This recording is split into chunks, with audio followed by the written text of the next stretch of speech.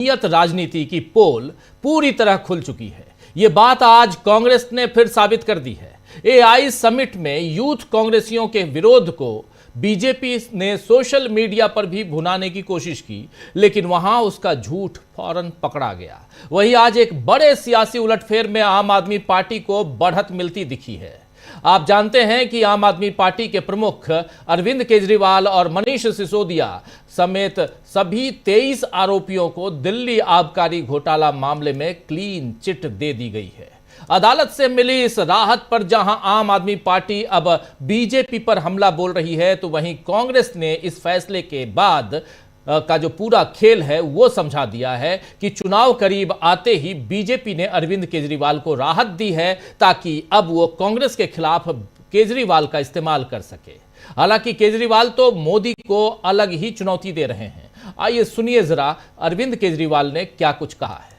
पूरी दिल्ली का बेड़ा गर्क कर दिया। सबसे बड़ा खामियाजा मोदी जी और अमित शाह जी की सत्ता की हवस, उसका सबसे बड़ा खामियाजा दिल्ली के 3 करोड़ लोगों ने भुगता। दिल्ली के लोगों से जाके पूछो। आज मैं चैलेंज करता हूं मोदी जी को। मोदी जी, हिम्मत है दिल्ली में दोबारा चुनाव करा के दिखा दो। 10 से ज्यादा तुम्हारी सीट आ जाए, मैं राजनीति छोड़ दूंगा। तुम्हारी 10 से ज्यादा सीट आ जाए, मैं राजनीति छोड़ दूंगा। दिल्ली की जनता त्रस्त हो चुकी है तुम लोग। तो तुम्हारी 10 से ज्यादा सीट अगर आ जाए, आज अगर चुनाव हुए तो बीजेपी को 10 सीटें भी नहीं आएंगी, ये दावा अरविंद केजरीवाल कर रहे हैं। हालांकि केजरीवाल के बरी होने पर पंजाब कांग्रेस प्रमुख अमरिंदर सिंह राजा वड़िंग ने कहा है कि अगर इतने बड़े आरोप नहीं थे तो 1.5 साल अंदर क्यों रखा, और अगर आरोप सही थे तो क्लीन चिट कैसे मिली। भाजपा, प्रधानमंत्री मोदी, गृह मंत्री और अरविंद केजरीवाल ही बता सकते हैं कि ये खेला कैसे हुआ। ये जरा सुन लीजिए अमरिंदर सिंह को। बड़े इल्जामात लगाए केंद्र सरकार ने, और जिस प्रकार से 1.5 साल अंदर रखा, सुना तो जाता है कि जो गंभीर आरोप होते हैं उसी में ही 1.5 साल बाद जमानत मिलती है। मर्डर जैसे केस जो होते हैं, तो मेरे को लगता है कि सब लोग 6 महीने, 8 महीने, साल, सवा साल अंदर लगा कर आए, उसके बाद जमानतें हुई। और अगर इतने बड़े आरोप नहीं थे तो 1.5 साल अंदर काहे क्यों रखा, और अगर आरोप थे तो फिर क्लीन चिट कैसे हो गया। ये मेरे से ना सवाल पूछकर अगर आप ये सवाल बीजेपी को, आदरणीय मोदी जी और अमित शाह जी को और केजरीवाल साहब को पूछेंगे तो वो बेहतर बता सकते हैं कि ये खेला क्या था। वैसे मैं उनको बधाई देता हूं कि उनकी जमानत हुई है, लेकिन क्यों हुआ, कैसे हुआ, किधर कौन सी बात हुई, ये तो वही बता सकते हैं। चुनावी साल है, बरी हो। मैं तो वही कह रहा हूँ भाई, क्लीन चिट मिल गई, बरी हो गई, तो ये कौन बता सकता है। आदरणीय न्यायपालिका बता सकती है, मोदी साहब बता सकते हैं, और अमित शाह जी बता सकते हैं, और केजरीवाल साहब बता सकते हैं। तो अमरिंदर सिंह को आप सुन रहे थे। और कांग्रेस नेता पवन खेड़ा ने भी कहा है कि किस तरह केजरीवाल को फिर से अपना मकसद साधने के लिए बीजेपी इस्तेमाल करने वाली है और क्या कुछ होने जा रहा है। लेकिन पवन खेड़ा को जरा सुन लीजिए।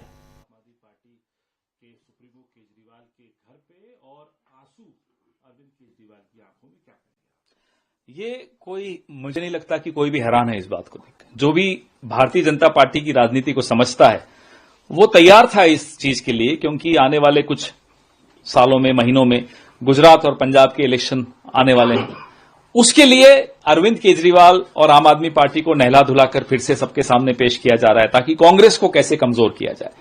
यही बात कांग्रेस को कमजोर करने की आपने कड़ी में देखी कि कल चिदम्बरम साहब के खिलाफ सैंक्शन फॉर प्रोसिक्यूशन आ गया, क्योंकि तमिलनाडु में चुनाव है। और आपने देखा पिछले हफ्ते मेरठ में टीएमसी तक की तारीफ कर दी प्रधानमंत्री जी ने कांग्रेस को नीचा दिखाने के लिए।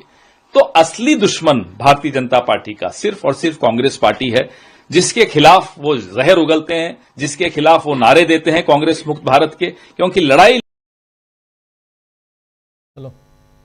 तो सुन रहे थे आप यहां पे पवन खेड़ा को। केजरीवाल को लेकर कांग्रेस की प्रतिक्रियाओं से जाहिर है दोस्तों कि यह मामला अभी चुनावों तक सियासत पर गहरा असर डालने वाला है। सीबीआई को तो अदालत ने कड़ी फटकार लगाई है, लेकिन असल में इसमें बड़ा इशारा बीजेपी के लिए है, क्योंकि जांच एजेंसियां सरकार के निर्देश पर ही काम करती हैं। वैसे भी ईडी, सीबीआई सबकी साख को मोदी सरकार ने दांव पर लगा दी है और अब बीजेपी शायद अपने सोशल मीडिया टीम की साख भी दांव पर लगा रही है। दरअसल एआई समिट में यूथ कांग्रेस कार्यकर्ताओं के प्रदर्शन के बाद बीजेपी की हालत बुरी हो चुकी है। इसका सामना करने के लिए बीजेपी ने सोशल मीडिया इन्फ्लुएंसर्स के जरिए कांग्रेस पर आरोप लगाए कि कांग्रेस इंस्टाग्राम पर कुछ लोगों को एआई समिट के खिलाफ वीडियो बनाने के लिए पैसे दे रही है। इस बारे में बीजेपी ने कई सारे मैसेज सोशल मीडिया पर डलवाए, लेकिन अब कांग्रेस ने उसे इस दुष्प्रचार के लिए कानूनी कार्रवाई की चुनौती दी है। सुप्रिया श्रीनेत ने इस बारे में क्या कुछ कहा है, जरा सुन लीजिए। आप सबको मेरा नमस्कार। एक अत्यंत महत्वपूर्ण मुद्दे पर आपके सामने हूं और पिछले 48 घंटे से एक दुष्प्रचार किया जा रहा था। मेरा अपना मानना है, डर सबको लगता है, गला सबका सूखता है। पिछले 48 घंटे से भारतीय जनता पार्टी कुछ तथाकथित इंस्टाग्राम इन्फ्लुएंसर्स के पीछे छिपकर कांग्रेस के खिलाफ एक दुष्प्रचार कर रही थी। ये मुझे ऐसा लगता है बेवकूफी की हरकत कर रही थी, घटिया बातें कर रही थी और कहा जा रहा था कि कांग्रेस ने कुछ इंस्टाग्राम इन्फ्लुएंसर्स को एआई समिट के खिलाफ वीडियो बनाने के लिए पैसा दिया है। मैसेजेस दिखाए जा रहे थे, इसमें ना किसी का नंबर दिख रहा था ना किसी का नाम दिख रहा था, वो दोनों चीजें कटी हुई थी और कहा जा रहा था कि कांग्रेस ऐसा कर रही है। सर्वप्रथम तो कांग्रेस ऐसा क्यों करेगी? कांग्रेस इस तरह का फर्जीवाड़ा नहीं करती, इस तरह का फर्जीवाड़ा बीजेपी करती है। पहली बात, यह कोरा झूठ है। इंस्टाग्राम इन्फ्लुएंसर्स से दुष्प्रचार कराया जा रहा था और उसके बाद जब भारतीय युवा कांग्रेस ने कानूनी कार्रवाई करना शुरू किया और शिकंजा कसना शुरू किया, तो ये ज्यादातर इंस्टाग्राम इन्फ्लुएंसर्स बिलबिला गए और अपने वीडियो डिलीट कर करके भागने लगे। अभी तक ज्यादातर वीडियो डिलीट हो चुके हैं। मेरे पास एक पूरी फहरिस्त है यहाँ पर, किसने वीडियो किया था, किसने डिलीट किया। मैं उसके बारे में नहीं जानना चाहती हूँ, मैं क्यों उनको फेमस करूं, लेकिन ये सच है कि ये दुष्प्रचार जो था ये कराया जा रहा था और वो अब डिलीट करके भागने लगे।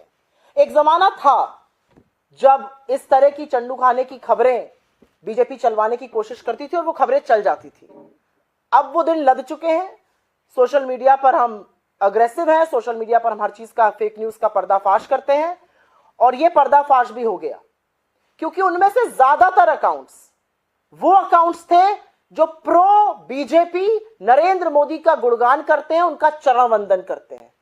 इसमें ऐसे अकाउंट थे जिनके 4-4 हजार फॉलोवर हैं। 4,000 फॉलोवर वाले अकाउंट से हमारा क्या लेना देना है? प्रो मोदी अकाउंट से हमारा क्या लेना देना है? हम किसी को कोई पैसे देके कंटेंट नहीं बनवाते हैं, ये काम आप करते हैं, इसलिए शायद आपको इसके बारे में ज्यादा पता होगा। इस तरह की स्क्रिप्ट बीजेपी फेक न्यूज की लगातार लिखती जाती है, लेकिन अब उनका बार बार पर्दाफाश होता है, लेकिन बेशर्म है और शर्म इनको आती नहीं है। तो सुन रहे थे आप यहां सुप्रिया श्रीनेत, और यह मामला जो है वो एआई समिट में जो कांग्रेस का यूथ कांग्रेस का प्रदर्शन हुआ था उसके बाद का मामला है। और यहां पर सोशल मीडिया के जरिए कौन एक दूसरे पर फब्तियां कसता है, कौन एक दूसरे को नीचा दिखाने की कोशिश करता है और इसमें कौन किसको पकड़ रहा है, इसका यहां पर जिक्र है, इसकी चर्चा है। कांग्रेस के ऐसे आक्रामक तेवर देखकर अब शायद बीजेपी के प्रभाव में काम करने वाले सोशल मीडिया इन्फ्लुएंसर भी 4 बार सोचेंगे। वैसे भी बीजेपी को इस समय एक साथ कई झटके लग रहे हैं। आज ही तमिलनाडु में एक बड़े उलटफेर में बीजेपी की सहयोगी अन्ना द्रमुक के नेता ओ पन्नीरसेल्वम डीएमके में शामिल हो गए, यानी इंडिया गठबंधन वहां मजबूत हो गया। और इससे पहले कल एनसीईआरटी मामले में सुप्रीम कोर्ट ने मोदी सरकार को फटकार लगाई थी। आज केजरीवाल मामले में झटका लगा और इसके साथ ही बीजेपी की शंकराचार्य स्वामी अभिमुक्तेश्वरानंद सरस्वती को यौन उत्पीड़न के आरोप में गिरफ्तार करने की हसरत भी धरी की धरी रह गई। आज इलाहाबाद हाई कोर्ट ने यौन शोषण केस में शंकराचार्य स्वामी अभिमुक्तेश्वरानंद सरस्वती की गिरफ्तारी पर रोक लगा दी है। जस्टिस जितेंद्र कुमार सिन्हा ने अग्रिम जमानत पर फैसला सुरक्षित रख लिया है और कोर्ट ने 2 बड़ी बातें यहां पर लेकिन कही है। पहली बात यह कि फैसला आने तक गिरफ्तारी नहीं होगी और दूसरी बात कि शंकराचार्य जांच में सहयोग करें। यानी दो अहम बातें उन्होंने कही हैं और दोनों बात यहां पर साफ साफ नजर आ रही है। और शंकराचार्य लगातार कह रहे हैं कि हम जांच में न सिर्फ सहयोग करेंगे बल्कि हम ये चाहते हैं कि ये केस जल्दी से जल्दी खत्म हो और इसमें जांच बहुत जल्दी हो जाए, लेकिन फैसला आने तक गिरफ्तारी नहीं होगी, ये भी यहां पर है। आपको बता दूं कि तुलसी पीठाधीश्वर स्वामी रामभद्राचार्य के शिष्य आशुतोष ब्रह्मचारी ने 173/4 के तहत भारत न्याय संहिता BNS की 173/4 के तहत जिला कोर्ट में याचिका दाखिल की थी, जिसके बाद शंकराचार्य ने बटुकों के यौन उत्पीड़न मामले में 24 फरवरी को अग्रिम जमानत के लिए याचिका लगाई थी। अब अदालत ने इस याचिका पर फैसला सुरक्षित रखा है। इधर गिरफ्तारी पर रोक लगने से शंकराचार्य के मठ में जश्न का माहौल है। लोगों ने अदालत के फैसले पर धर्म की जय हो, हर हर महादेव, इन सबके नारे लगाए हैं। शंकराचार्य का यह मामला बीजेपी की सियासत पर बड़ा असर डाल सकता है, क्योंकि इसमें सीधे सीधे बीजेपी की धार्मिक आस्था पर ही सवाल उठ रहे हैं। माघ मेले के वक्त से शंकराचार्य के साथ बदसलूकी का जो सिलसिला शुरू हुआ वो बढ़ते बढ़ते उन पर गंभीर आरोप लगाने तक पहुंच गया, जिसके बाद देश में इस पर नाराजगी तो है ही, और खासकर उत्तर प्रदेश के लोग बीजेपी के खिलाफ नजर आ रहे हैं कि उसने सनातन धर्म पर हमला किया है। तो दोस्तों, आज चर्चा करेंगे कि क्या ऐसा लग रहा है मानो बीजेपी दोनों जहां से जा रही है, न धर्म का कार्ड उसकी रक्षा कर रहा है और न ही बदले की राजनीति फायदा दिला रही है। क्या बीजेपी का सियासी पतन शुरू हो गया है? बड़े उलटफेर के संकेत मिल रहे हैं इस देश में। मोदी सरकार की बड़ी हार क्या है, थोड़ा बहुत आपके सामने रख चुका हूं और कुछ उसकी परतें खोलने की कोशिश करते हैं। हमारे साथ कुछ वरिष्ठ साथी जुड़े हुए हैं, उन सबसे आपका पहले परिचय करवाता हूं, फिर आगे बढ़ते हैं। जरा स्क्रीन पर ले आइए हमारे तमाम वरिष्ठ साथियों को। देखिए, 5 वरिष्ठ साथी हमारे साथ जुड़े हुए हैं। अमलेंदु उपाध्याय जी हैं, प्रशांत टंडन जी हैं, डॉक्टर राकेश पाठक जी हैं, सुनील शुक्ला जी हैं और हमारे साथ पंकज चतुर्वेदी जी हैं। आप पांचों का स्वागत इस्तकबाल है। स्वागत इस्तकबाल अब तमाम दोस्त साथी शुभचिंतक आप सबका, जो अब तक जुड़ चुके हैं उनका भी, जो जुड़ने वाले हैं उनका भी। डॉक्टर राकेश पाठक जी, जरा आपके पास ही आना चाहता हूं। सबसे पहले बात की शुरुआत करते हैं कोर्ट से, और कोर्ट में भी जो अरविंद केजरीवाल का मामला है उससे आते हैं। देखिए, किसको क्या सियासी फायदा होगा इस पर बात करेंगे हम बाद में, और रोज चर्चा करते हैं सियासत की, लेकिन पहले आज चर्चा जांच एजेंसियां, कोर्ट और सरकार की करें तो ज्यादा बेहतर है, और उसमें भी न्यायपालिका। देखिए, न्यायपालिका में भ्रष्टाचार, करप्शन इन जुडिशरी, इस चैप्टर पर CJI साहब, जस्टिस माफी चाहूंगा, जस्टिस सूर्यकांत अब आ गए हैं। जस्टिस सूर्यकांत साहब इतने नाराज हुए कि उन्होंने कहा सिर्फ माफी ये छोटी मोटी बात नहीं चलेगी, यहां पे मुझे ये पता करना है, मुझे ये चाहिए, वो इंसान चाहिए जिसने इस चैप्टर को बनाया है। धर्मेंद्र प्रधान जी शिक्षा मंत्री हैं, वो भी माफी मांग चुके हैं, जांच कर रहे हैं। क्या पता नहीं है सरकार को कि आखिर चैप्टर बनाया किसने? सरकार को नहीं पता।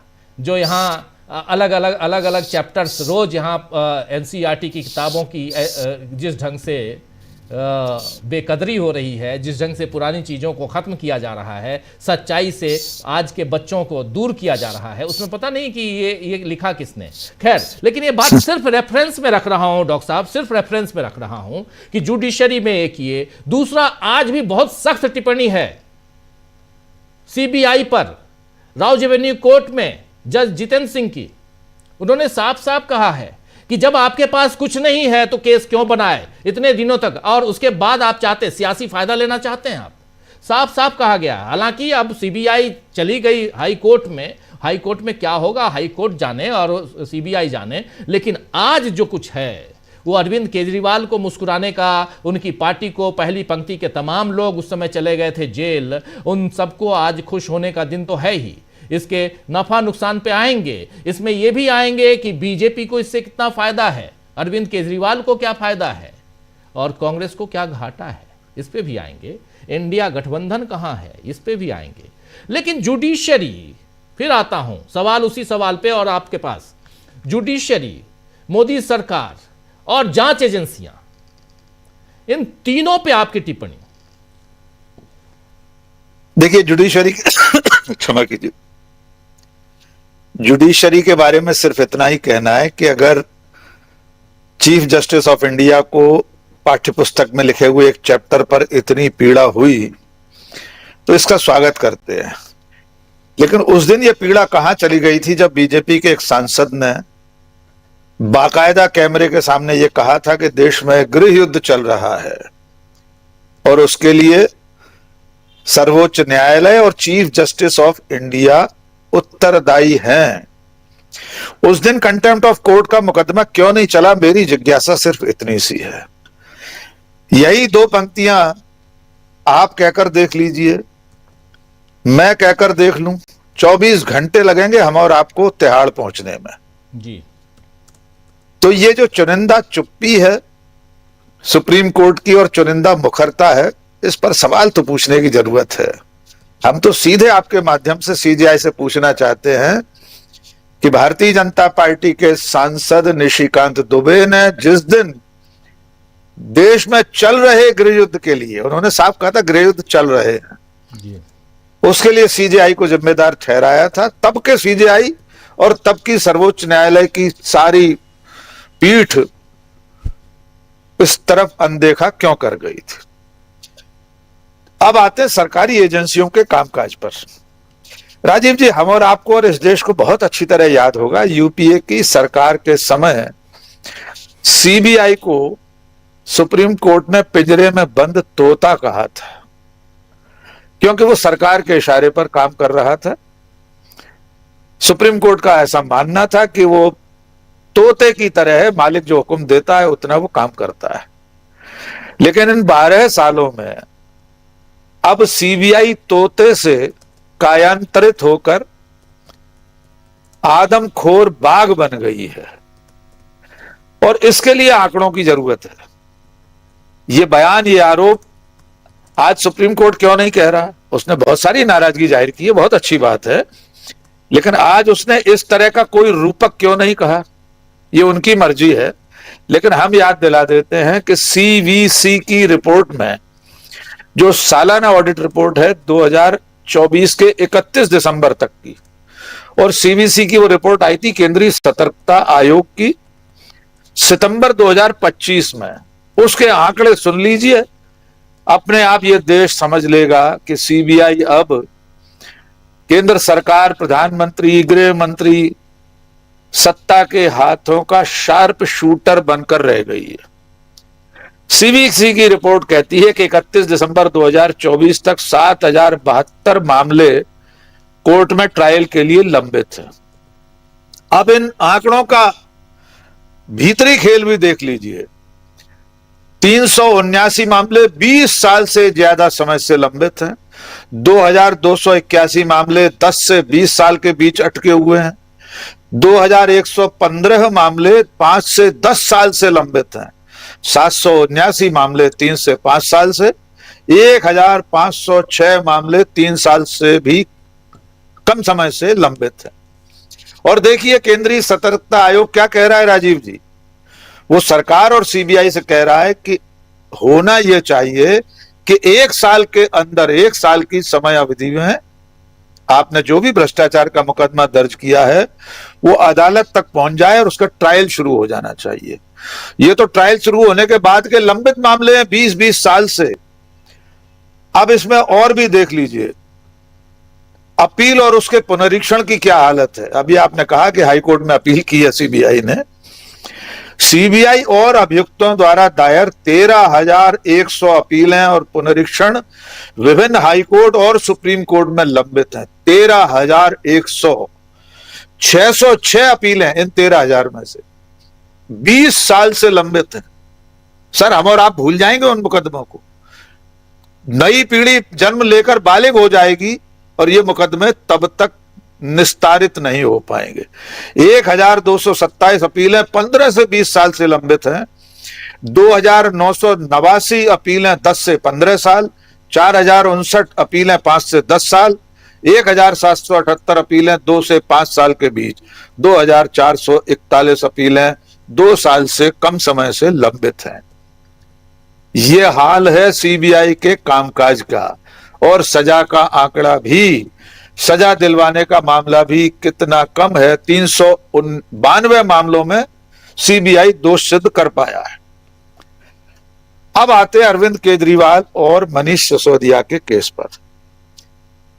प्रथम दृष्टया सबको दिखाई दे रहा था कि जिस मामले को भारतीय जनता पार्टी ने, मोदी शाह ने अरविंद केजरीवाल और आम आदमी की सरकार पर इतनी बड़ी तोहमत के रूप में थोपा था, उसमें कोई ज्यादा दम थी नहीं। मनीष सिसोदिया 500 से ज्यादा दिन जेल में रहे, अरविंद केजरीवाल 100-125 दिन जेल में रहे। मेरा एक सवाल है, जो कि अदालत ने भी कहा है कि जो आईओ है, जो जांच अधिकारी है, उसकी विभागीय जांच की जाए। ये जो सैकड़ों दिन तिहाड़ में बीते हैं, कोई लौटा दे मेरे बीते हुए दिन। ये दुनिया की कोई अदालत अरविंद केजरीवाल और मनीष सिसोदिया के इन दिनों को नहीं लौटा सकती।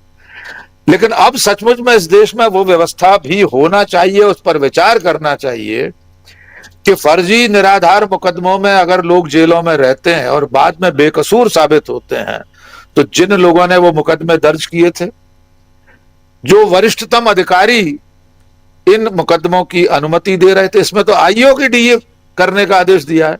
आईओ बेचारा किस हैसियत का होगा? एक राज्य के मुख्यमंत्री के खिलाफ मुकदमा चलाने की उसकी हैसियत है। उसे जिसने अनुमति दी होगी, उस सर्वोच्च शिखर पर बैठे अधिकारी और राजनीतिक सत्ता के खिलाफ भी मुकदमा चलना चाहिए। हेमंत सोरेन को भी इसमें जोड़ लीजिए जी।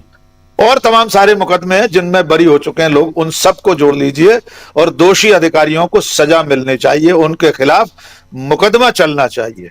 अंतिम बात, इसका राजनीतिक नफा नुकसान, निश्चित तौर पर पंजाब कांग्रेस कमेटी के अध्यक्ष ने जो कहा है वो भी विचारणीय है। अब चुनाव आने वाले हैं, गोवा में आम आदमी पार्टी ठीक ठाक हैसियत में है, पंजाब में उसकी सरकार है। तो ये जो अंदर खाने ए टीम बी टीम के आरोप लगते रहते हैं, कहीं ऐसी कोई दुरभिसंधि भी तो नहीं है इसमें कि चलो अब इस वक्त तुम्हें मुक्त कर देते हैं, कांग्रेस के खिलाफ मैदान में उतर आओ।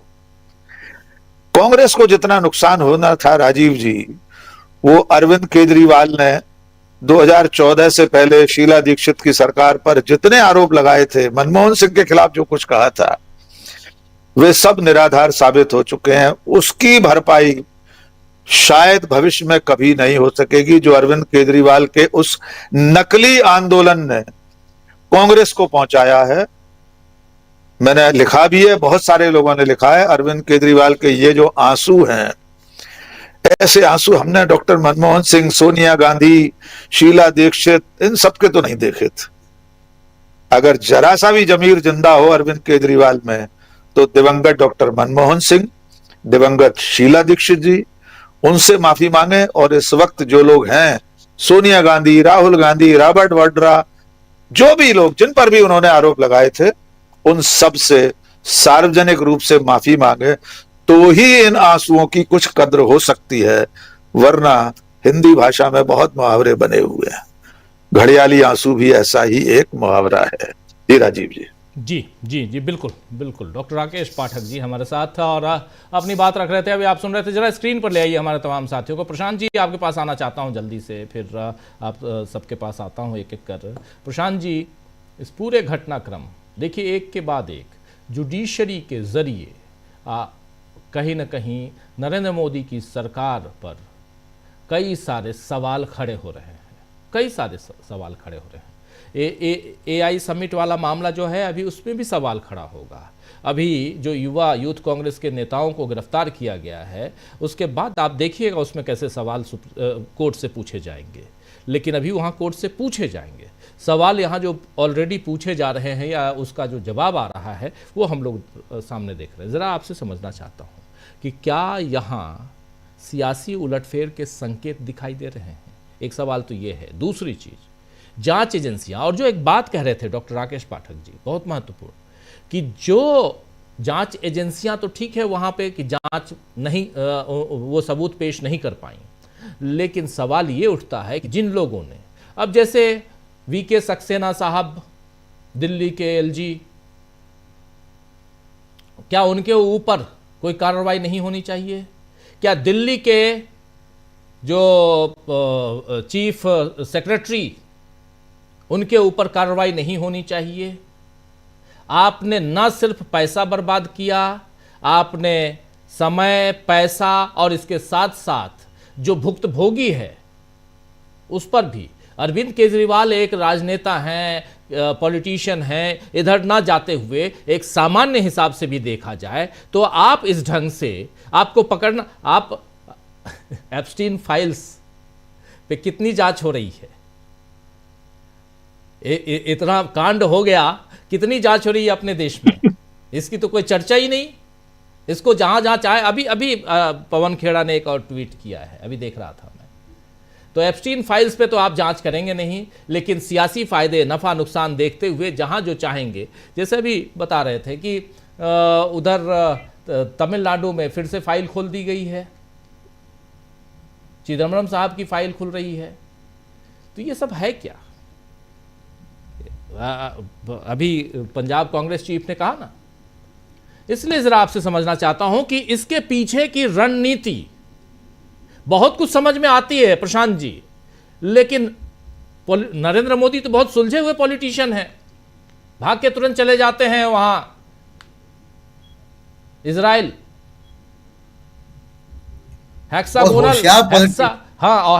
होशियार पॉलिटिशियन है, हेक्सागोनल अलायंस में को ज्वाइन करने चले जाते हैं।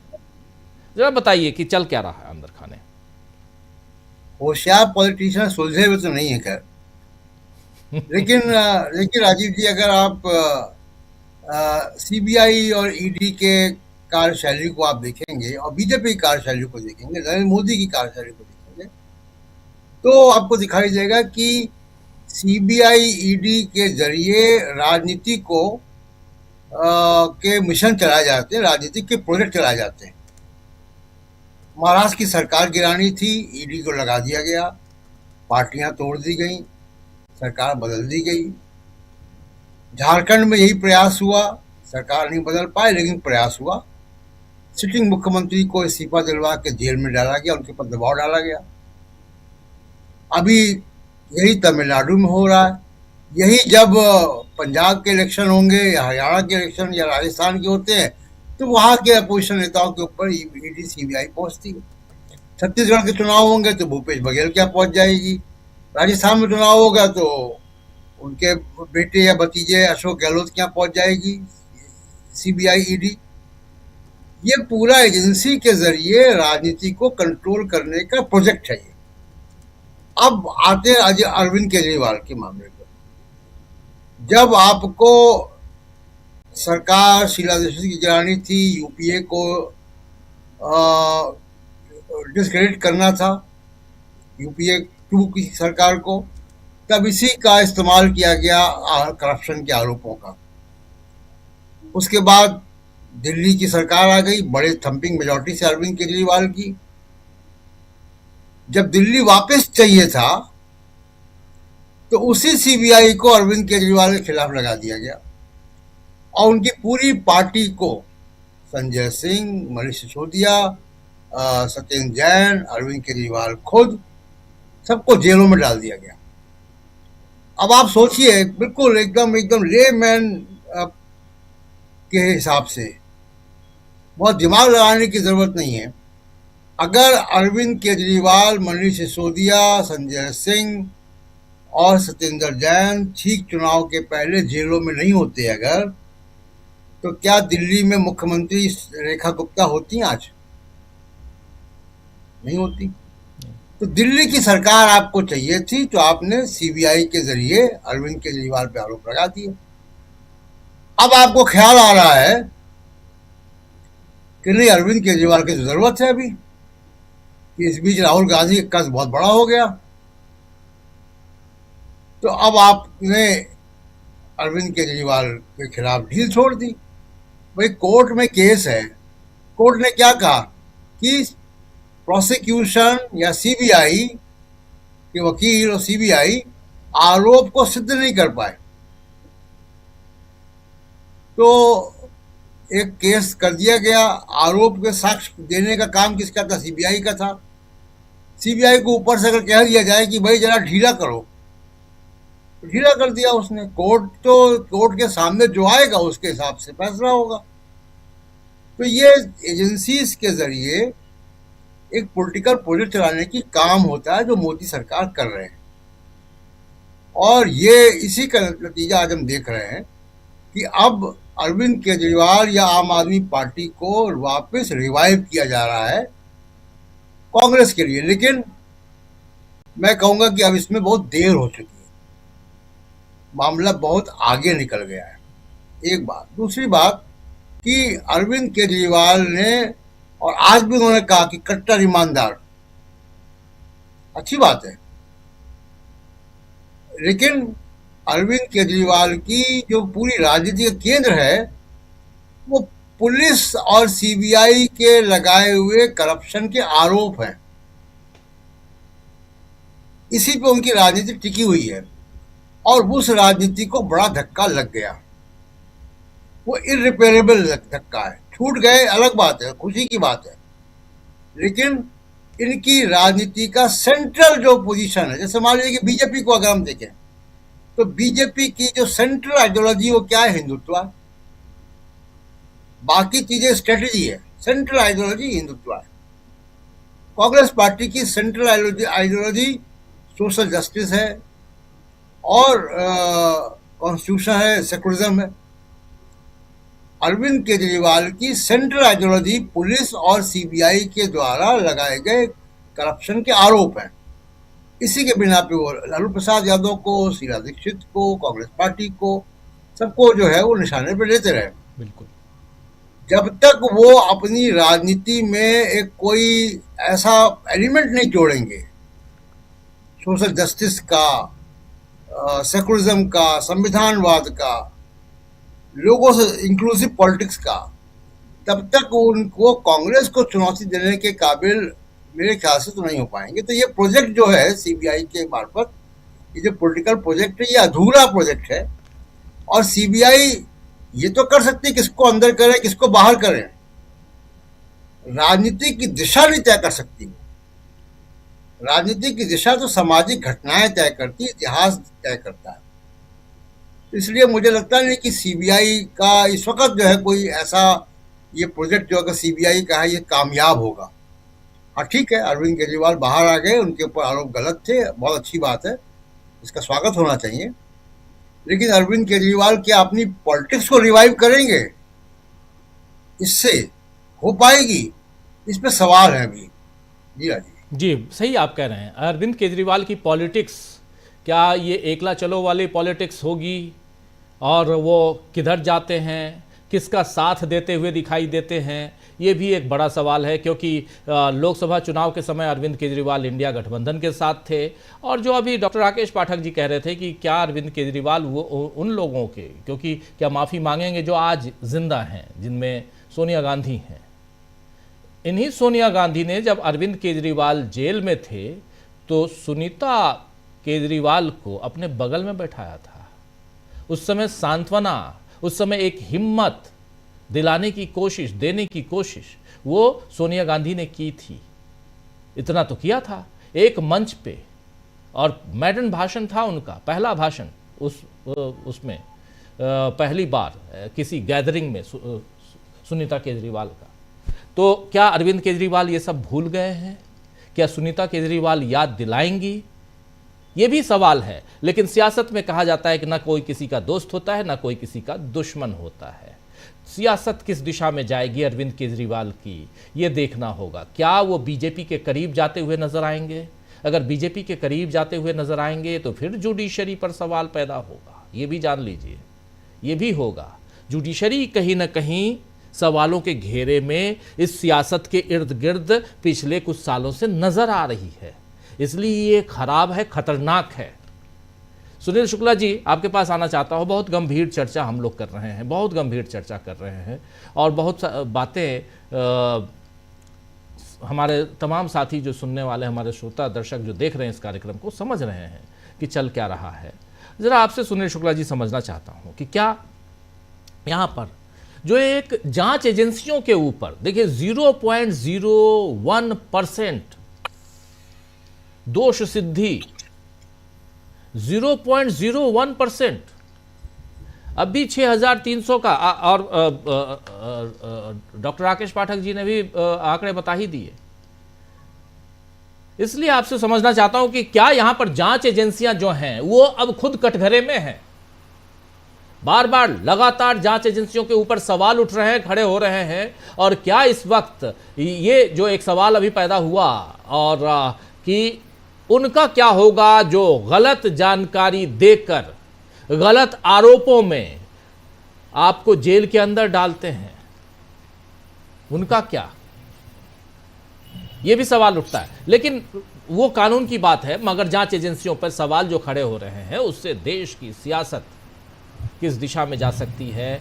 यहाँ नरेंद्र मोदी की सियासत, उसकी, और जबकि अब बहुत सारी बातें ओपन हो रही हैं, पोल खोल हो रहा है यहाँ पे, उसके बाद भी उसी दिशा में अगर जाएंगे तो फिर क्या होगा। बगावत के सुर और तेज होंगे, यही कहा जाए। धन्यवाद राजीव जी। केंद्रीय एजेंसियों के दुरुपयोग की पिछले एक दशक जो घटनाएं हो रही हैं, अब उसमें किसी को कोई संदेह नहीं है। पहले भी आरोप लगते रहे हैं, लेकिन सरकारों को तोड़ना, राजनीतिक दलों में विभाजन करना, नेताओं को तोड़ करके अपने खेमे में लाना, राजनीतिक दलों को चंदा देने से रोकने के लिए कारपोरेट के खिलाफ कार्रवाई करना, ये तो सरेआम उदाहरण आ गए हैं सामने। अब तो कोई बहस ही नहीं रह गई है। आप इस मामले को, जो अरविंद केजरीवाल का यह मसला है, अरविंद केजरीवाल और मनीष सिसोदिया के, चलिए आपने मन बरी हो गए, आप कह सकते हैं कि ये राजनीतिक लोग थे, राजनीतिक कारणों से आपने इनको फंसाया होगा। लेकिन यह मामला कितना बेबुनियाद था कि जितने 23 के 23 आरोपी थे सबको अदालत ने छोड़ दिया। किसी के ऊपर कोई भी आरोप नहीं साबित हुआ। और मनीष सिसोदिया आप ये आरोप पहले भी लगा रहे थे, अब भी आरोप लगा रहे हैं बरी होने के बाद भी, कि उनके ऊपर और अरविंद केजरीवाल के ऊपर भारतीय जनता पार्टी में शामिल होने का आरोप था, दबाव था। खूब इनके ऊपर दबाव डाले गए, यहां तक कि जब लोग जेल में डाल दिए गए उस समय भी इनके ऊपर दबाव डाला गया कि ये भारतीय जनता पार्टी में शामिल हो जाए। मनीष सिसोदिया यह भी कह रहे हैं कि वो उनको मुख्यमंत्री बनाने का आश्वासन दिया गया था, ऑफर दिया गया था। ये क्या साबित करता है। और ये बात ऐसा नहीं कि अभी बोल रहे हैं, मनीष सिसोदिया बात पहले ही बोल चुके हैं। इस अदालती आदेश के बाद भी उनका यह बयान आ रहा। वो ये भी कह रहे हैं कि जेल में मिलने के लिए उस समय के लेफ्टिनेंट गवर्नर उनसे मिलने गए थे और उन्होंने भी उनको भारतीय जनता पार्टी में शामिल होने का ऑफर दिया था। तो पार्टियों को तोड़ना और चुनाव के समय उनको कमजोर करना और एक ये नैरेटिव बनाना कि ये भ्रष्ट पार्टियां हैं, ये तो भारतीय जनता पार्टी का केंद्रीय एजेंसियों के माध्यम से पुराना खेल है और पिछले एक दशक से लगातार चल रहा है। किसी भी राज्य में आप देख लीजिए, एक चाहे वो पंजाब की घटनाएं हों, बिहार की घटनाएं हों, पश्चिम बंगाल की घटनाएं हों, कितने मंत्रियों को गिरफ्तार किया गया ममता बनर्जी की सरकार के, कितने लोगों को तोड़ करके पार्टी अपने साथ लेके गई। बाद में अलग बात है कि लोग उसमें से अधिकांश छोड़ करके फिर ममता बनर्जी के खेमे में वापस चले गए। उत्तर प्रदेश में धुआंधार इस तरह के छापे शुरू हो जाते हैं।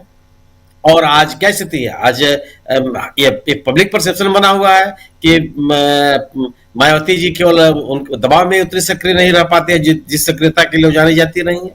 उनकी राजनीति से भारतीय जनता पार्टी को फायदा है, ये आम धारणा है सबकी। तो केंद्रीय एजेंसियों के बूते भ्रष्टाचार कब दूर करना चाह रही है सरकार? आप बताइए। ईडी और सीबीआई दोनों का जो कन्विक्शन दर है वह बहुत निराशाजनक है दुनिया में इस तरह के। और आप दावा करते हैं कि प्रीमियम इन्वेस्टिगेटिव एजेंसीज, या ऐसी एजेंसीज है जो प्रोफेशनली बहुत साउंड है, जिनके पास जांच करने का तरीका है, जो प्रभावी तरीके से, वो साइंटिफिक तरीके से जांच करते, इस तरह की बात कही जाती है। और कन्विक्शन का रेट आपका बहुत ही निराशाजनक है। और केवल तो जो राजनीतिक दल हैं, राजनीतिक दलों के खिलाफ अभी कार्रवाई बड़े पैमाने पर है। आखिर अगर आप भ्रष्टाचार दूर करना चाहते हैं तो अडानी साहब पर क्यों नहीं जांच हो रही है? आपने बिल्कुल सही कहा कि अडानी साहब पर क्यों नहीं जांच हो रही है। मैं एप्स्टीन फाइल को किनारे करता हूं, मान लीजिए, लेकिन अब इनके ऊपर तो सोवियत अमेरिका में बाकायदे भ्रष्टाचार के आरोपों में जांच चल रही है। अभी जो सोलर पैनल्स के ऊपर अमेरिकी सरकार ने जो ट्रंप सरकार ने टैरिफ बढ़ाया, उसमें कहा कि ये जो अडानी की 2 कंपनियां हैं वो जांच में सहयोग नहीं दे रही हैं। जो राहत मिलती है, उस पर घपले हुए हैं, उसकी जांच की जा रही है, इसमें सहयोग नहीं दे रहे हैं ये, और अन्य देशों से ला करके हमारे यहाँ डंप कर रहे हैं। ये तो बाकायदा उन्होंने लिखित रूप में कहा। तो आप यहाँ का कोई उद्योगपति दुनिया में जाकर के इस तरह के घपले कर रहा हो और आप शांत हो, तो ये भ्रष्टाचार को रोकना तो नहीं हुआ। आप तो एकदम चुपचाप बैठे हुए हैं। जिन जिन लोगों के खिलाफ आरोप लगे, इस सरकार में कितने लोगों के ऊपर आरोप लगे, तो आप एकदम साफ साफ कहने चले आए कि साहब वो सरकार नहीं है जो इस्तीफा दे दे। आखिर स्थिति तो ही बनी हुई है, भ्रष्टाचार थोड़ा दूर करना चाहते हैं आप। केंद्रीय एजेंसियों के माध्यम से अपने राजनीतिक दलों, अपने राजनीतिक विरोधियों को निपटाने की कोशिश करते हैं, और ये लगातार जारी है। ये इस देश में आम धारणा है, अब इसमें कोई बहस की भी जरूरत नहीं है। और भारतीय जनता पार्टी इस अपने गतिविधियों में बड़े बदस्तूर जा रही है, उसके ऊपर इस आलोचनाओं का कोई असर नहीं पड़ता। अब वो ये और पार्टियों को तोड़ती है और ये आरोप एक माहौल बनाती है कि नहीं ये भ्रष्ट है। मोदी प्रधानमंत्री जी लगातार ये बोलते रहे कि सब भ्रष्ट है, सब भ्रष्ट है। अरे भ्रष्ट है तो कार्रवाई कीजिए आप। कार्रवाई तो कुछ होती नहीं है, आप उठा के जेल बंद किए। कुछ समय तक वो जेल, आप हेमंत सोरेन वाले मसले में क्या हुआ, कितने आपने आरोप लगाए, और भ्रष्टाचार के खिलाफ कहां है आप? आपने तो आरोप लगाया था अजीत दादा पवार पर, उसके बाद आपने उनको अपनी पार्टी में शामिल कर लिया, वो आपको मुख्यमंत्री बन गए। तो भ्रष्टाचारियों को आप कोई दंडित करना चाहते हो और सार्वजनिक जीवन में सुचिता की बात करते हो, इसका कोई मतलब थोड़ा रह गया, तो केवल नारा है आपके लिए। और सार्वजनिक जीवन में सुचिता कितनी महत्वपूर्ण है, आपने एप्स्टीन फाइल का उल्लेख किया। आप देख लीजिए हरदीप पुरी साहब के साथ ये सरकार क्या कर रही है, किस तरह से उनको संरक्षण दे रही है, कौन सी कार्रवाई आपने कर लिया? क्या उनके ऊपर लगने वाले आरोप सार्वजनिक जीवन के सुचिता पर सवाल नहीं खड़े करते? अब आपने बात कही कि अरविंद केजरीवाल साहब की राजनीति क्या होगी। मैं विश्वास पूर्वक कहता हूं कि भारतीय जनता पार्टी की मदद करते हुए नजर आएंगे। अरविंद केजरीवाल कोई भी ऐसा काम नहीं करेंगे जिससे उनको लगे कि कांग्रेस मजबूत हो रही है। कांग्रेस का मजबूत होना, कांग्रेस के प्रति लोगों का बढ़ता हुआ विश्वास अरविंद केजरीवाल साहब की राजनीति के लिए बहुत बड़ी चुनौती होगी, कि वह कांग्रेस के ही के द्वारा जो वैक्यूम क्रिएट हुआ दिल्ली की राजनीति में, उसको उन्होंने भरने की कोशिश की और सत्ता में आए।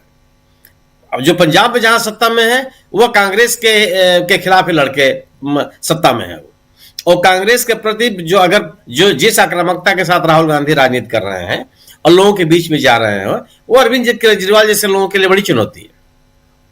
अरविंद केजरीवाल, इंडिया दल समूह से अरविंद केजरीवाल साहब क्यों अलग हो गए? आज तो यह तथ्य है कि आप राजनीति कर सकते हैं इस देश में, अकेले चल करके आप राजनीति नहीं कर सकते।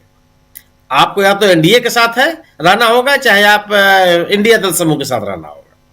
अगर आप अकेले चलने की कोशिश करेंगे तो किसी न किसी एक समूह को आप मदद करते हुए नजर आएंगे। स्वाभाविक है, सत्तारूढ़ दल को आप मदद करते हुए नजर आएंगे। अरविंद केजरीवाल साहब की जो राजनीति है इंडिया दल समूह से अलग होकर के अकेले राजनीति करने की, वो केवल है कि वो किसी भी दशा में कांग्रेस को मजबूत होना नहीं देखना चाहते, और कांग्रेस की मजबूती, कांग्रेस के प्रति बढ़ता हुआ जनाधार उनकी अपनी राजनीति के लिए चुनौती है। तो मैं अपने विश्वास पूर्वक मैं कहता हूं कि वो इंडिया दल समूह के साथ आने का कोई प्रयास नहीं करेंगे। वो यही कहते रहेंगे कि हमको अकेले राजनीति करनी है, और अपनी राजनीतिक गतिविधियों से उनको, मुझे लगता है कि भारतीय जनता पार्टी को फायदा होगा। आपने एक बात कही शंकराचार्य वाले मसले में कि तुलसी पीठाधीश्वर, ये तुलसी पीठ किसने बनाई है राजीव जी? किस शास्त्र में इसका उल्लेख है? आपने कहा तुलसी पीठाधीश्वर। हम तो ये जानते हैं कि आदि शंकराचार्य ने 4 पीठें बनाई। इस तुलसी पीठ को किसने बनाया? वो कौन सी संस्था ऐसी बनाई गई इस देश में जो अलग अलग जगहों पर पीठ बना दे? आप अपने एक पीठ हम लोग अपने कार्यालय घोषित कर लेते हैं, और उसके महामंडलेश्वर हम लोग अपना घोषित कर लेते हैं किसी को। ये कोई बात है? घोषित आप कुछ भी अपने आप घोषित कर लीजिए, उसके बाद कहिए कि इस पीठ के शंकराचार्य इस पीठ के जगत गुरु हैं। इस सरकार में, भारत सरकार का रवैया आप जान लीजिए कि जो सर्वोच्च इलाहाबाद उच्च न्यायालय में जो अपनी गिरफ्तारी को रोकने के लिए एंटीसिपेटरी बेल के लिए जो मुकदमा था, उसमें उत्तर प्रदेश सरकार के एडिशनल एडवोकेट जनरल ने सरकार की पैरवी की। वो शंकराचार्य के खिलाफ खड़े हुए हैं। कोई सामान्य व्यक्ति नहीं था, एडिशनल एडवोकेट जनरल को सरकार ने खड़ा किया, उन्होंने विरोध किया कि नहीं गिरफ्तारी होनी चाहिए, और उन्होंने आरोप लगाया कि शंकराचार्य की गिरफ्तारी न होने से गवाहों के ऊपर दबाव पड़ सकता है, मुकदमे की प्रक्रिया पर असर पड़ सकता है, इनके बयानात लिए जाने हैं, इसलिए इनकी गिरफ्तारी जरूरी है। आप अगर इस घटनाक्रम को सामान्य रूप से रखने देना चाहते हैं तो ठीक है, ढेर सारे अधिवक्ता होते हैं उच्च न्यायालयों में, एडवोकेट जनरल एपियर हो, एडिशनल एडवोकेट जनरल एपियर हो, ये मान्य रखता है, ये बताता है कि सरकार की कितनी रुचि है उस प्रकरण में, और सरकार ने बाकायदे एडिशनल एडवोकेट जनरल के माध्यम से इनकी गिरफ्तारी को रोकने संबंधी जो याचिका थी उसका पुरजोर विरोध किया है। और ये तो उच्च न्यायालय ने केवल ये अपना निर्णय सुरक्षित रख लिया और निर्णय आने तक गिरफ्तारी पर रोक लगा दी। यह भी कहा कि स्वामी अभियुक्त तुषारानंद से कि आप जांच में सहयोग करेंगे, और वो शुरू से कर रहे हैं कि मैं जांच में सहयोग करूंगा। वो तो ये कह रहे हैं कि जो अगर किसी शंकराचार्य ने इस तरह का कुकर्म किया है तो उसको ऐसा दंड दिया जाना चाहिए जो किसी को न मिला हो, कठोर से कठोर से कठोर से कठोर से ज्यादा दंड मिलना चाहिए, अकल्पनीय दंड मिलना चाहिए ऐसे शंकराचार्य को जो इस तरह के अपराधों में शामिल रहा हो। तो यहां तक कहना अपनी बात को, सवाल यह है कि आप जांच कर लीजिए ना, जांच करने के बाद आप गिरफ्तारी पे आमादा क्यों है? और जो ये गिरफ्तारी का आमादा केवल ही होना है जो अरविंद केजरीवाल के केस में हुआ, या ऐसे किसी भी केस में हुआ, हेमंत सोरेन के केस में हुआ, कि आप जेल में डाल करके जो एक जनधारणा बनाने की कोशिश है उसको बनाइए। जी, कल किस तरह से की गई कि जांच, एक मेडिकल जांच हुई, उस जांच में क्या कहा गया कि मेडिकल जांच में उन बच्चों के साथ जो बटुक है उनके साथ यौन कुकर्म के आरोप साबित हुए। बड़े तरीके से फैलाया गया। तथ्य क्या था कि मेडिकल जांच इस बात के लिए हुई थी कि उन बटुकों की उम्र कितनी है, और बाकायदे कई जगहों पर इस बात को फैलाया गया कि उस जांच में यह पाया गया है कि जो बटुकों के साथ जो कुकर्म है वो साबित हो गया। सवाल इस बात का है कि आप किस तरीके से काम कर रहे हैं, आप किस तरीके से जनधारणा को प्रभावित करने की कोशिश कर रहे हैं। जी, चाहे वो अरविंद केजरीवाल का मसला हो, चाहे अभियुक्त तुषारानंद जी का मसला हो, आप कोई शंकराचार्य, निश्चित रूप से कोई भी अगर अपराधी है, कोई भी किसी अपराध में शामिल है, किसी ने भी कोई इस तरह का कार्य किया है जो दंडनीय है, उसको किसी भी तरह से उसको किसी तरह की माफी नहीं मिलनी चाहिए। और खासतौर से उच्च पद पर बैठे हुए लोग जिनको लोग बड़े आदर और सम्मान से देखते हैं। लेकिन यह भी है कि ऐसे लोगों के खिलाफ एक माहौल बनाने के लिए जो इस तरह की गतिविधियां होती हैं उसके ऊपर भी रोक लगनी चाहिए। अरविंद केजरीवाल का मसला, मतलब मेरे जैसा व्यक्ति ये सोचता है कि ठीक है, मान लेता हूं कि मुख्यमंत्री को या संबंधित विभाग के मंत्री को सीधे सीधे कोई संलिप्तता न पाई जाती हो, कि 23 के 23 लोग मुक्त हो जाए, किसी को आरोप साबित न होने पावे।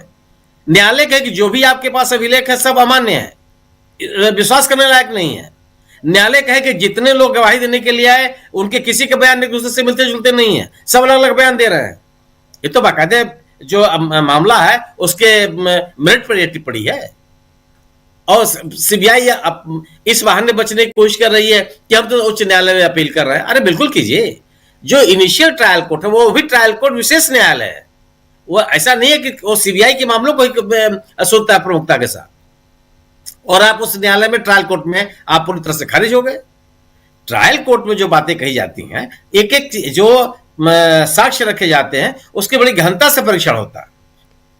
अब आप एक बहस क्या कर रहे हैं कि जब ये मामला जब जमानत के लिए अरविंद केजरीवाल हाईकोर्ट गए थे तो हाईकोर्ट ने यह कहा था कि नहीं इनके खिलाफ मुकदमा चलने और इनकी गिरफ्तारी के लिए पर्याप्त साक्ष्य है। वो मेरिट की टिप्पणी नहीं थी, जमानत को खारिज करने का वो तर्क था। अगर वो साक्ष्य थे तो अदालत में क्यों नहीं साबित हो पाए? उनको तो अदालत में साबित होना चाहिए था। न्यायालय कह रहा है कि नहीं, स्वीकार करने लायक नहीं है साक्ष्य, और जिन लोगों ने गवाही दी है उनकी बातें आपस में कंट्राडिक्टरी हैं। तो बड़े सवाल हैं। तो अरविंद केजरीवाल का जो मसला है यह फिर से इस बात का प्रमाण है कि सरकार केंद्रीय एजेंसियों का दुरुपयोग करके संबंधित राजनीतिक दलों के खिलाफ एक जनधारणा को प्रभावित करती है, और यह सक्रियता उन राज्यों में बहुत तेज हो जाती है जहां पे चुनाव होने वाले हैं। आपने चिदंबरम साहब का नाम लिया, आप मान लीजिए कि तमिलनाडु में विधानसभा का चुनाव होने वाला है। अगर विधानसभा का चुनाव भी नहीं होता तो चिदंबरम साहब को लोग भूले रहते, अब वह चुनाव है तो सिद्धरामैया साहब के लिए हो गया कि नहीं साहब इनको करने इनके ऊपर मुकदमा चलाने की अनुमति मिल गई है, मुकदमा शुरू होगा। अरे 5 साल तक आते मुकदमा आज का है क्या? आप उन मुकदमों को तभी आपको क्यों याद आता है जब उस राज्य में चुनाव होने के लिए होता है? या इस तरह की टिप्पणियां सर्वोच्च न्यायालय भी कर चुका। केंद्रीय एजेंसियों पर कोई असर नहीं है, क्योंकि उनका उद्देश्य ही उनका किसी मामले की जांच करने के पीछे भ्रष्टाचार को में शामिल लोगों की पहचान करना, उनको दंडित करना नहीं है, एक नैरेटिव बनाना। वह नैरेटिव निश्चित रूप से तब तक चलता रहता है जब तक मुकदमे चलते रहते हैं। जब कोई मजबूत कोई एक ऐसा व्यक्ति आता है सामने जो इनकी चुनौती को स्वीकार करता है तो धारा समाप्त हो जाती है, जैसा कि झारखंड में इंडिया दल समूह ने किया, हेमंत सोरेन ने किया, नहीं बना पाए, मजबूती के साथ मिलकर लड़े और उन्होंने इस पूरे के पूरे नैरेटिव को ध्वस्त कर दिया। ये स्थिति तो केंद्रीय एजेंसियों के दुरुपयोग की जो बात है, ये कोई इस पहले भी होती रही, लेकिन सरकार ने और इसको तेज कर दिया, बहुत ज्यादा तेज कर दिया, और केवल उसके बदौलत राजनीतिक शक्तियों को कमजोर करने की इनकी कोशिश है। तो अब हम लोग अपने कार्यालय को एक पीठ घोषित करें और अमलेंदु जी को महामंडलेश्वर घोषित करें। मैं पहले से हूं। चलिए पंकज चतुर्वेदी जी, आपके पास आना चाहता हूं। बहुत गंभीर चर्चा, हालांकि आखिर में थोड़ा सा ये भी गंभीरता के साथ ही कह रहे हैं, सुनील शुक्ला जी गंभीर बातें करते हैं, तो अमलेंदु जी का नाम भी गंभीरता के साथ ही ले रहे हैं, और स्वामी जी तो पहले से हैं अमलेंदु जी। लेकिन सवाल ये उठता है जी, पंकज चतुर्वेदी जी, जरा आपसे समझना चाहता हूँ, ये जांच एजेंसियों का दुरुपयोग ही नहीं बल्कि उनको कटघरे में खड़ा करके क्या हासिल कर रही है सरकार? सत्ता और अपने लिए जांच एजेंसियों को कठपुतली की तरह, यही माना जाए? राजीव जी, ये मसला केवल सत्ता का नहीं है, ये मसला संविधान का है और आरएसएस की मूल सोच का है। मैंने इसी प्रोग्राम में पहले भी एक बार बताया था कि जब पाकिस्तान में चर्चा हुई तो उन्होंने बोला कि आपके यहाँ नेहरू थे जिसने बहुत सारी संस्थाएं बनाई, बहुत सारे इदारे बनाए और सबको काम करने की स्वतंत्रता दी। आरएसएस के लिए सबसे बड़ा खतरा कुछ है इस देश में, जो उसके हिंदू राष्ट्र, हिंदू पाकिस्तान बनने की आड़ आता है, वो गांधी और नेहरू है। और फिर तीसरा है संविधान। वो हर संस्था को कमजोर कर रहे हैं। आप देखिए कि भारतीय संविधान में लाइन एंड ऑर्डर जो है, कानून व्यवस्था है, वो राज्य का मसला है। एक्स्ट्राऑर्डिनरी इस पर सर्कमस्टांसेस में उसको समवर्ती सूची में रखा गया। Extraordinary circumstances, otherwise line and order राज्य का मसला है। लेकिन इस सरकार ने पूरे संघीय ढांचे को छिन्न भिन्न करने के लिए एनआईए बना दिया, सीबीआई को हर राज्य में घुसने की अनुमति दे दी, ईडी है, इनकम टैक्स है, जो हर राज्य की जो स्ट्रक्चरल प्रोसीजर है उसमें वो दखल कर रही है। वहां पे जो कार्यपालिका है उस पे सीधा भय और दखल करके अपने तरीके का काम करा रही। तो ये मैं मसला इसको केवल इतना सा नहीं मानता हूं कि ये केवल सत्ता में बना रहने का है। ये आरएसएस की जो डिस्ट्रक्टिव सोच है कि हम संस्थाओं को डिग्रेड करें, और इस संस्थाओं को डिग्रेड करने, उनके प्रति अविश्वास पैदा करने, ताकि आम आदमी उनके पास भविष्य में अपनी गुहार लेके ही ना जाए और खुद कानून हाथ में लेकर अपने न्याय करे, जो आरएसएस बजरंग दल के गुंडे इस देश में कर रहे हैं। और उसको पुष्कर सिंह धामी सर का चीफ मिनिस्टर जस्टिफाई करता है। ये इन संस्थाओं को कमजोर करके इस देश में अनार्की लाना चाहते हैं। हर संस्था को कमजोर करना है इनको। पुलिस, छतरपुर जिले में बीजेपी का युवा मोर्चा का अध्यक्ष, एक आईपीएस का कॉलर पकड़ के खींचता है, और जब वहां पे हल्ला होता कहता है वो तो गिर रहा था तो हम उसको पकड़ रहे थे, पुलिस की हिम्मत नहीं उसके खिलाफ कार्रवाई करे। तो ये जो घटनाएं होती है ना, हम इसको एक सीन के रूप में मत देखिए, इसको आप पूरे कर्टन के रूप में देखिए कि वास्तव में इनका उद्देश्य न्यायपालिका, कार्यपालिका, विधायिका, लाइन एंड ऑर्डर इंस्टीट्यूशंस, इन सब की क्रेडिटेबिलिटी, इनकी विश्वसनीयता को खत्म करके ये बताना है कि आरएसएस और बजरंग दल जो हैं वही आपकी रक्षा कर सकते हैं। आप इस फैसले में देखिए, मैं इस फैसले को अभी लगभग आधा पढ़ पाया हूं क्योंकि ये 594 पेज का फैसला है। उसमें एक इतना गंभीर मसला जज ने उठाया। जज ने बोला कि आपने साउथ लॉबी लिखा है। ये साउथ लॉबी क्या होता है? कि आप ये मुकदमा, आप सेंट्रल एजेंसी हैं, यदि आपने ये मुकदमा चेन्नई में दर्ज किया होता तो क्या साउथ लॉबी लिख पाते? उसने एक अमेरिकन फैसले का उसमें उल्लेख किया कि वहां पे एक डोमिनिक लॉगी का शब्द का इस्तेमाल किया गया था इस तरीके से जिससे लोगों को यानी कलर कास्ट आधार पर विभाजित किया जा सके। मैं पर्सनली अपने अनुभव के साथ बता रहा हूं, दिल्ली राइट्स के जब मुकदमे कायम हुए रहे थे, दिल्ली राइट्स के मुकदमे कायम होने के पहले अमित शाह ने सदन में एक बयान दिया था जिसमें उन्होंने यूनाइटेड अगेंस्ट उमर खालिद और इन सबके नाम लिए थे। और ठीक उसी समय जी टीवी पर वो एक रिपोर्ट चल रही थी जिसके अंदर इन सबके नाम थे। और पर्सनली मैं जानता हूं कि कुछ कथित पत्रकार हैं, कथित पत्रकार जो पहले पत्रकारिता के नाम पर चेहरे थे और अब भारतीय जनता पार्टी द्वारा पोषित संस्थाएं, सरकारी संस्थाओं में कंसल्टेंट की पोस्ट पे लगे हुए हैं, उन सब लोगों ने उस चार्जशीट की स्क्रिप्ट लिखी थी। और ये भी जो स्क्रिप्ट है, ये स्क्रिप्ट आउटसोर्स करके लिखवाई गई थी शराब वाली। अब हाईकोर्ट में क्या होता है मुझे नहीं मालूम है, लेकिन यदि इस स्क्रिप्ट को प्राइमा फेसी पे यदि आप देखते हैं तो जो शराब की दुकानों को प्राइवेटाइजेशन किया गया था उसके अंदर बहुत बड़ा मार्जिन था, इसमें कहीं कोई शक नहीं, और वो डॉक्यूमेंट में था। लेकिन जब प्रेजेंट करने की बात होती है, हम याद कर ले मालेगांव बम धमाके में क्या हुआ। एनआईए मांग करती है एक तरफ कि इनको तो फांसी की सजा होना चाहिए और दूसरी तरफ पूरे गवाहों को हॉस्टाइल करती चली जाती है।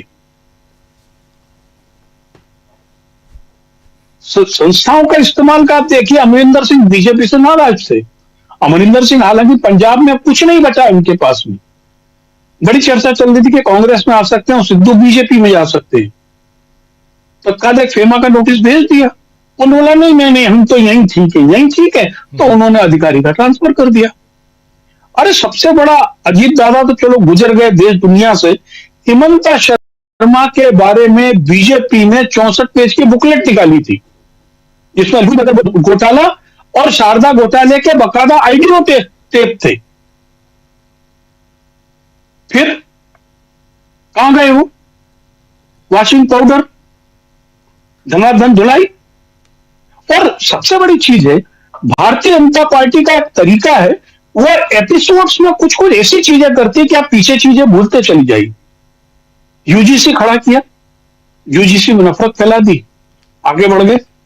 अब केजरीवाल एपिसोड चल रहा है, आप पूरे चंपू मीडिया में देखिए, आज केजरीवाल के आंसू आ गए, शीला दीक्षित के आंसू नहीं आए थे। दिल्ली को चमन बनाने वाली औरत जिसने ईमानदारी से काम किया था, जो अपने घर में रहती थी, उसको बदनाम किया तुमने, और उस लेडी के जाने के बाद में दिल्ली की दुर्गति हो गई। आपको शर्म नहीं आई? आपने ऑटो रिक्शा में पोस्टर लगाए हुए थे कि शीला दीक्षित चोर है। रंगेश यार मगरमच्छ के आंसू बहाते, आपको उस समय शर्म नहीं आ रही थी? आपने क्या किया? ये तो अब उस समय अंबानी के खिलाफ भी 300 पेज की चिट्ठी लेकर घूम रहे थे, मुकदमा कायम कराया था इन्होंने। उस समय वैगन आर में चल रहे थे, अब 8 गाड़ी का काफिला चाहिए उनको पंजाब का। तो ये जो राजनीति का जो एक चेहरा है, इसको आप एक व्यक्तिगत एक घटना दूसरी घटना से मत जोड़िए, इसको एक बड़े कैनवास में देखिए। अभी देखिए, मैं आपको एक संभावना बता रहा हूं, अमित शाह इस समय बिहार में है और कोई बड़ी बात नहीं कि आने वाले 3 दिन में सीमांचल राज्य को केंद्र शासित प्रदेश घोषित कर दिया जाए। सीमांचल राज्य को चर्चा, सीमांचल वाला जो हिस्सा है ना बिहार का,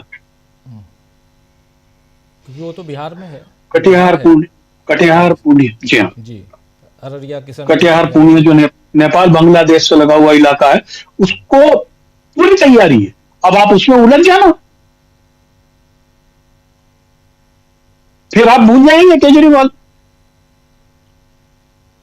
भाई आज बताइए ना, केजरीवाल के पास में कहां से गोवा शरी के इलेक्शन में उन्होंने जो खर्चा किया था उसका पैसा आया कहां से था? ये चीज आप प्रूव ही नहीं कर पाए, कोर्ट में प्रूव नहीं कर पाए जी। ये कविता भी जो है चंद्रशेखर राव की लड़की, वो भी बरी हो गई है। तो ये जो मसला है, संस्थाओं की विश्वसनीयता को खत्म करके एक ऐसी संस्था जिसका ना कोई नाम है, ना संविधान है, ना खाता है, ना कुछ है, उसकी सत्ता स्थापित करने की कुत्सित साजिश है, इससे ज्यादा कुछ भी नहीं है। जी राजीव जी, बिल्कुल सही आप कह रहे हैं, इससे ज़्यादा कुछ भी नहीं है। अमलेंदु जी, जल्दी से आपके पास इस पूरे अरविंद केजरीवाल प्रकरण में बार बार, और एक नहीं कई बार हम लोग ईडी, सीबीआई, आईटी इन सब की बात कर चुके हैं, वो मामला और इन सब के बीच जुडिशरी। राजीव जी देखिए, एक तो आज जो फैसला आया है उसमें जो आखिर में एक सिफारिश की है जज साहब ने, वो बहुत ज़्यादा महत्वपूर्ण है। और आखिर में सिफारिश ये की है कि जिस भी आईओ ने, अधिकारियों ने इसकी जांच की है, उनकी जांच की जाए। तो ये राजीव जी एक बहुत महत्वपूर्ण बात यहाँ पर आई है, और ये कहा है कि सारा बकवास था, एक तरीके से कहा है कि जितने भी आरोप लगाए गए ये सारे बकवास थे, ना कुछ सबूत थे, ना कोई तथ्य थे।